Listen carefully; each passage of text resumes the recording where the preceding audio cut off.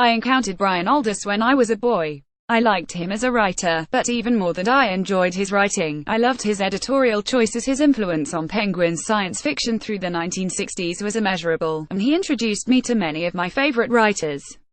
As a teen I enjoyed his novels more. Brian was a writer for adults, and delighted in the richness of his world-building.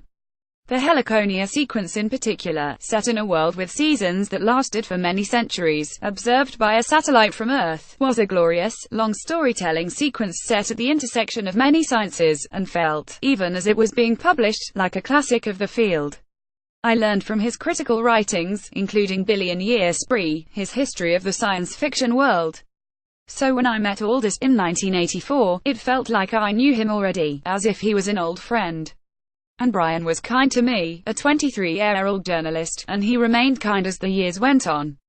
Always a gentleman, full of anecdotes from his years as a writer, with a blustery charm and a delight in getting people's backs up.